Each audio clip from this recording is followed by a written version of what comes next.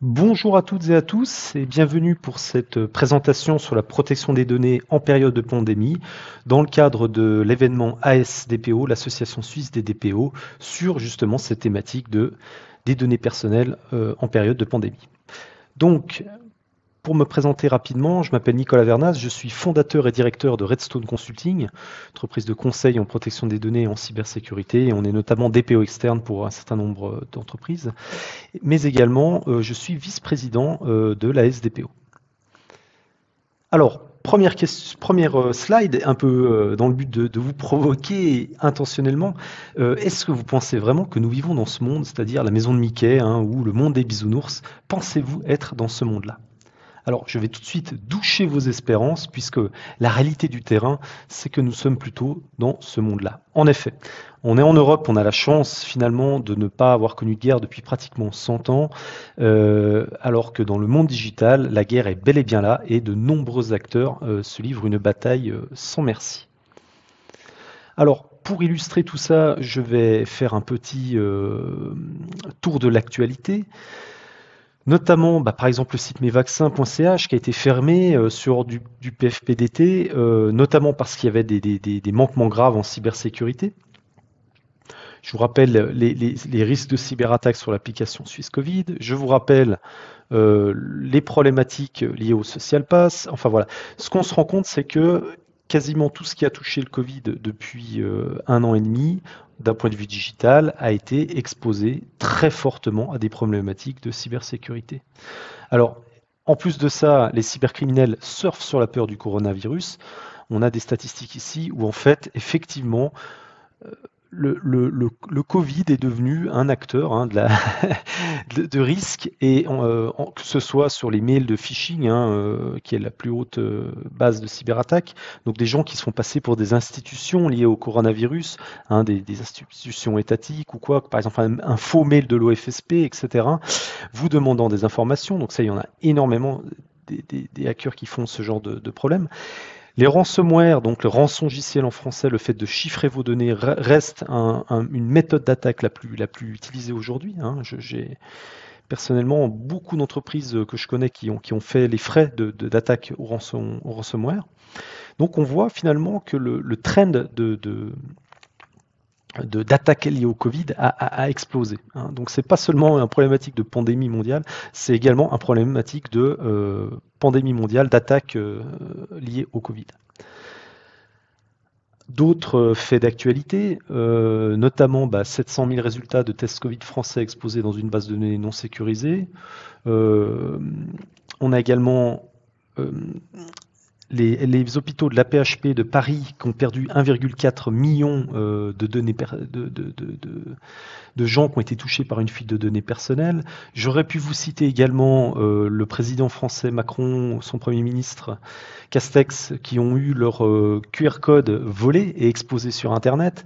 Voilà, des comme ça, il y en a tous les jours liés au Covid. Alors, petit rappel sur, effectivement, en Suisse, on est toujours un peu, je reprends mon premier slide, en Suisse, on a toujours un peu l'impression d'être dans ce monde de Mickey où tout le monde est gentil et tout va bien. Alors, pourquoi on a cette impression? Notamment parce que aujourd'hui, la loi actuelle, la vieille loi sur la protection des données, n'oblige pas de devoir d'annonce, ce qu'a imposé le RGPD européen et ce qu'imposera la future LPD l'année prochaine. En attendant, grâce à ce devoir d'annonce, on a des statistiques qui sortent en Europe sur finalement la quantité d'attaques qu'on peut avoir. Ce qu'on peut voir, c'est que la CNIL française a dénoncé 1315 notifications en 2020, et pour ceux qui disent je ne suis pas concerné, regardez les secteurs d'activité qui sont touchés. Aujourd'hui, regardez bien, tous les secteurs d'activité sont touchés. Administration publique, commerce, finance, information communication, manufacture, etc. Tous les domaines sont touchés par les cyber-risques. Donc on a quand même une hausse des notifications en 2020 au niveau français, et le fait que tous les secteurs soient donc touchés. Après, ce qu'on peut voir, c'est pourquoi en fait on assiste à autant d'attaques et autant de problématiques liées au Covid d'un point de vue cyber et d'un point de vue cybercriminalité. Parce que finalement, le Covid a été un accélérateur de digitalisation. Voilà. On dit que les entreprises ont gagné entre 10 et 15 ans de digitalisation grâce au Covid. Pourquoi? Et c'est le tableau de droite. Pourquoi? Parce que les entreprises ont dû massivement partir vers le télétravail, donc ont dû mettre en place tout un tas d'éléments digitaux pour accéder au télétravail. Il y a le fait d'utiliser plus de cloud, toujours lié au Covid, parce que le Covid demandant finalement d'être sur d'autres lieux de travail, c'est toujours plus simple, quelque part, d'échanger des données via un cloud que via des solutions internes non accessibles depuis Internet. Donc ce qu'on peut voir, et puis également tous les sites Internet qui ont fleuri pour proposer finalement des masques, des tests, des prises de rendez-vous pour des tests de Covid, etc. Donc ce qu'on voit, c'est que finalement, l'offre digitale a éclaté, explosé depuis 2 ans, et les entreprises, y compris les entreprises suisses, ont pris en moyenne 10 ans d'avance, un bond de 10 ans en matière de digital. Donc forcément, si on augmente le nombre d'éléments digitalisés, on augmente la surface d'attaque. Ah bah oui, avant on devait juste protéger un réseau local d'entreprise, voire quelques serveurs. Aujourd'hui, on doit protéger toujours ces mêmes serveurs, mais également le cloud qu'on met à disposition des employés, mais aussi tous les ordinateurs et tous les points d'accès éclatés à travers le monde pour que nos employés puissent travailler depuis la maison. C'est potentiellement aussi protéger d'un employé qui utiliserait un ordinateur personnel ou d'un employé qui utilise son ordinateur d'entreprise et qui le prête à ses enfants. Vous voyez, donc la multiplication de la surface d'attaque a grandement contribué à cette augmentation d'attaque et ce trend cybercriminel autour du Covid. Alors évidemment, ce qu'on a vu dans cette digitalisation, je parle très souvent du solutionnisme technologique. Je vous conseille ce livre d'Evgeny Morozov, qui, en gros, pour faire très rapidement, aujourd'hui, on a quand même une tendance de dire on a une problématique, on va faire une application pour la résoudre. Vous voyez, on va créer un site web pour la résoudre. Voilà, on va chercher une solution digitale pour la résoudre. Et puis le Covid est un exemple parfait. On doit faire des tests, hop, on fait une app pour s'enregistrer, pour créer des tests. On doit checker si quelqu'un a eu un test ou une vaccination Covid, bing, on fait des applications pour le faire. Et donc on a vraiment cette envie d'utiliser, de partir vers le solutionnisme technologique qui donc augmente la surface d'attaque et augmente effectivement les risques potentiels. Alors, tout ça pourrait marcher mieux si on avait la confiance numérique. La confiance numérique, je le dis pratiquement à toutes mes présentations, c'est quoi? C'est une bonne cybersécurité et une bonne protection des données. S'il y en a un seul des deux qui n'est pas bon, eh ben, vous aurez les problématiques que j'ai présentées en début de présentation.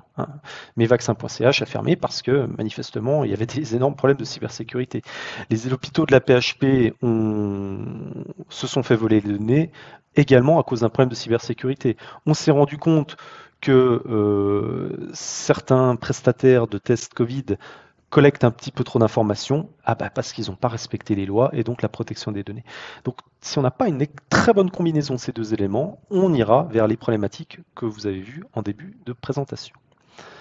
Alors petit rappel pour la cybersécurité, 95% des attaques réussies sont liées à une problématique, une erreur humaine. Alors j'ai un exemple très récent qui n'est pas lié au Covid. L'hébergeur Oxito, qui est un hébergeur suisse, donc ils ont des data centers, des centres de données en Suisse, et un de leurs data centers, beaucoup de disques ont cassé, ce qui a mis en fait, fait rendu inaccessible des milliers de sites internet. Pourquoi finalement les disques ont cassé?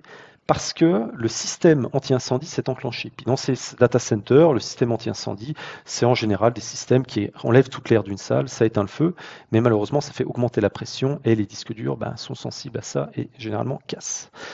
Alors, qu'est-ce qu'on se rend compte? C'est que le système anti-incendie a été allumé par quelqu'un qui a fait une erreur. Vous voyez. Et ça, c'est dans 95% des cas. Le ransomware qui marche dans une entreprise, c'est parce que un employé a ouvert et a cliqué sur un mail qu'il ne devait pas ouvrir.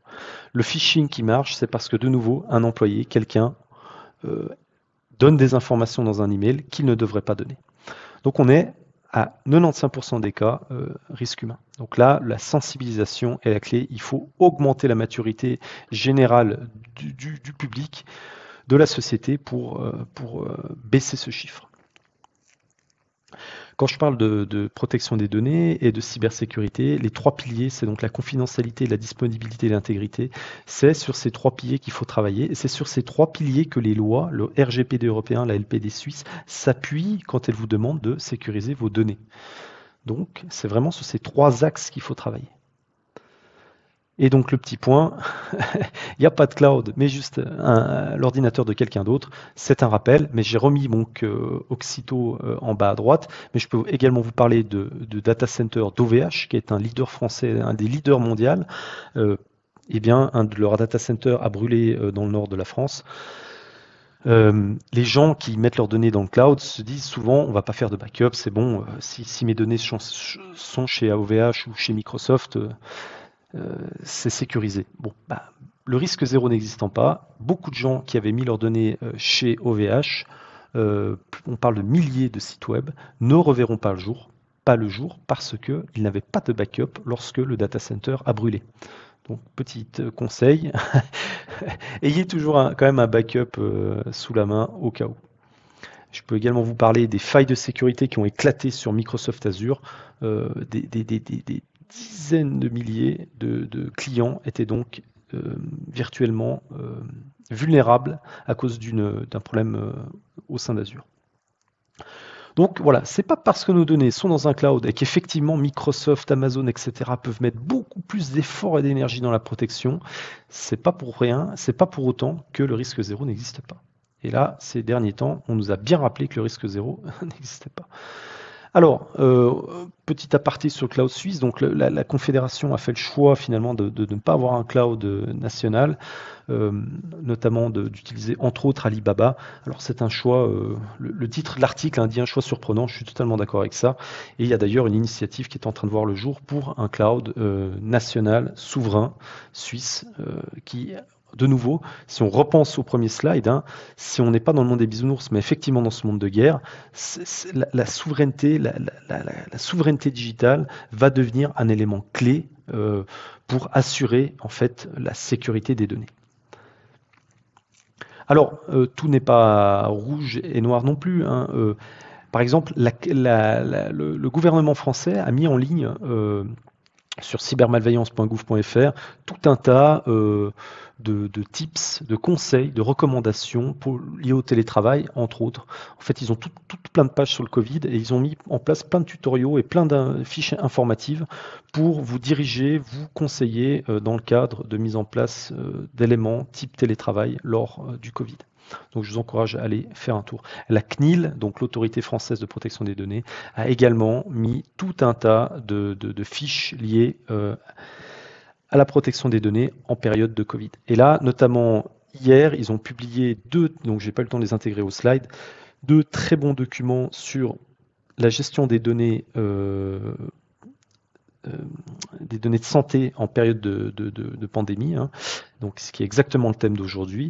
Et ce qu'on se rend compte, c'est que, et je vous invite vraiment à voir ces fiches, ils en ont fait une en tant qu'employeur, puis une en tant qu'État, et je vous encourage à les lire parce que c'est clair comme de l'eau de roche, et la CNIL est très très claire en France, et par extension en Europe, puisque le RGPD est le même partout en Europe. L'utilisation de données de santé est très très encadrée et on ne peut vraiment pas faire n'importe quoi. Donc si vous avez des doutes, allez-y, allez voir parce que j'ai vu beaucoup d'employeurs qui essayent d'utiliser les données de santé sans finalement pouvoir respecter le droit européen quand ils sont soumis à ce droit-là. Donc la protection des données dans le monde, on voit finalement que tous les pays essayent de se mettre au niveau du RGPD. La loi suisse, pour rappel, l'ordonnance arrive en fin de consultation. Ils ont annoncé donc le deuxième semestre 2022, la loi et son ordonnance rentreront en vigueur. Voilà, on voit que c'est pareil dans le monde de manière générale. Les lois se mettent à niveau du RGPD. Ce qui veut dire que si on respecte, on a un niveau, on va dire, si on a un niveau RGPD, et donc le respect des grands principes, qui sont la responsabilité, la minimisation, la limitation de finalité, etc. Si on respecte ces grands principes de protection des données, de manière générale, on devrait être conforme, quel que soit le pays où on va.